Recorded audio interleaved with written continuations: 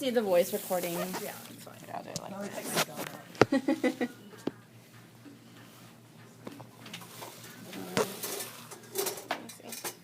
Yeah.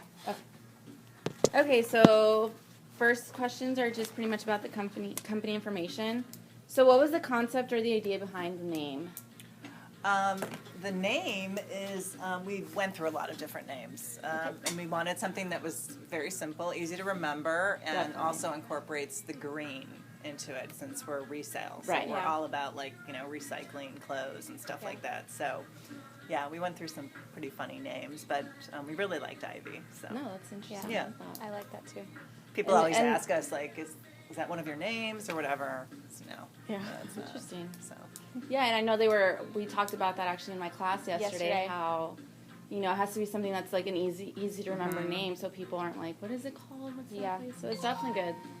And when I did the logo, because I do most of the graphic stuff or Okay. whatever, actually the eye kind of looks like a person. Oh, it too, does, like yeah. whether it's female or male or whatever. So I don't know. That's Kinda- interesting. You're Yeah. right.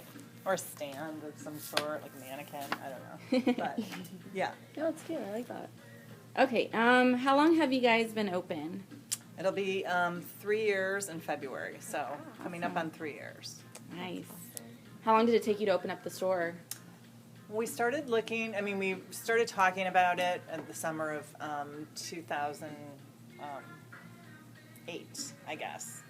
And started looking at spaces probably in the fall. Okay. Found this place. We kind of knew the area that we wanted to be in. We looked at places that are right across the way and here. And then it took probably a good month to negotiate the Wow. lease or whatever. Okay. So we ended up, I think it was like January 3rd where we got the keys, and then we opened on the 17th. We ran Wow. into some issues with a contractor that Gotcha. kind of took us for a little bit of a ride, and we lost some money there. So we definitely learned some lessons in the beginning, but found some really great people that got the space the way we wanted it. So That's good. Yeah, That looks definitely. good yeah, too. yeah. It's good to start in the beginning of the year too. That's pretty interesting. And what was the reason you ladies were interested in opening up a boutique? Well, we both, my ex-partner, she went to fashion. She does all the merchandising, and she went to fashion design school or whatever. And I have more of a business background, and so we always said we maybe would do something, together. And the timing was right. And we both love resale, and like really good quality clothing for Right. Cheaper affordable price, yeah. prices. So we kind of came up with this, and it just kind of snowballed from there. So. Awesome. Cool. Okay, and then the next section we're just talking about the merchandise. What products and designers do ladies carry in this boutique? Okay, so we are definitely more high end. We'll do anything from like the lowest we'll go is J. Crew, Banana Okay. Republic, White House Black Market, and then up from there, up to Okay. like Chanel.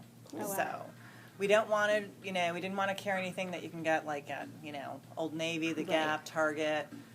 Even Ann Taylor Loft will do Ann Taylor, but not Ann Taylor Loft, because when they do their sales, we can't compete with, when things go on sale and Yeah. then it's another 70% off, Right. and somebody can go buy it brand new Yeah. at that price, then why would we do it? It's not really worth it. So I that's like that kind of where we concept. decided to cut it off. That's good. That's good. Okay. Who is your target market, and if you can be as specific as possible? Well, we are, I know, it's weird because we were like, what is our demographic here? And we just started men's a couple months ago, Okay. too. So that's sort of a new thing for us because people kept asking us, like, when are you Yeah. going to carry men's? When are you going to carry men's? They're always like, are you going to carry kids? Or are you going to carry furniture? And we never would do that. But we thought men's made sense. Yeah. Yeah. So basically, though, the main floor, I would say, is geared toward women. If somebody's older but they're fashionable or whatever, not just trendy, but like, they know good quality stuff, it could go up to, we have older women shopping here too, but I would say like early 20s Okay. and up. I So don't like know an if early that's 20s contemporary type. yeah, but it definitely goes. That's kind of where it starts. It's Yeah. probably more like I would say, probably mainly like in the 30s, Okay. 30s, early 40s. So. Yeah, I could see that. Yeah.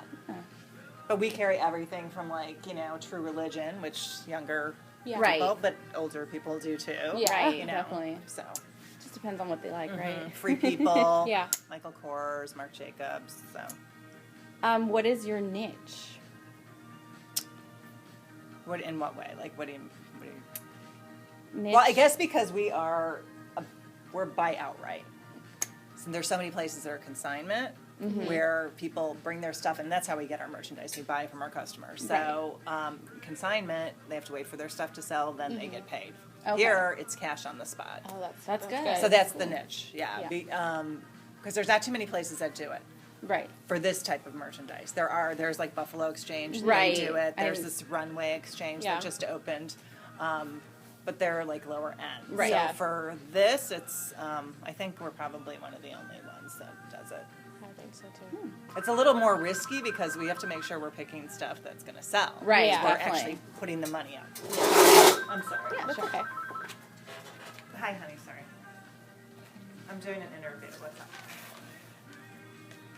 I can't because I'm being. What is it? Well, I'll be there by like probably 5:20.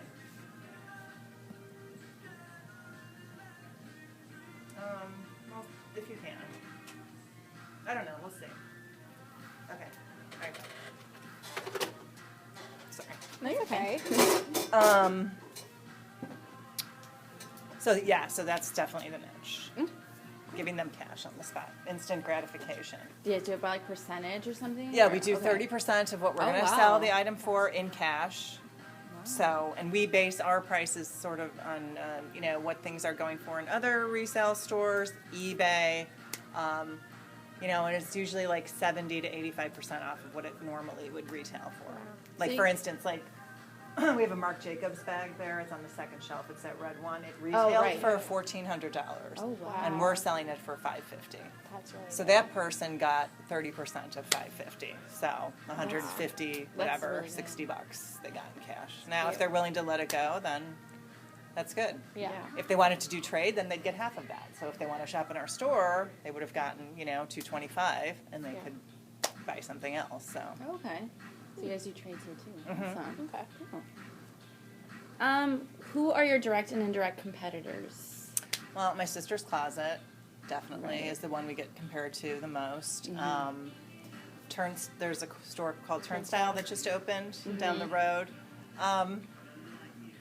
Like, it's just because, we do similar things, but like our customers are like, you're nothing like them. So You know that's what I mean? an Yeah. indirect Yeah, competitor. so I would say, there's there's a couple in other states that we kind of like, we really like because they're similar. I mean, they have the same Yeah. idea, the same kind of boutique setting.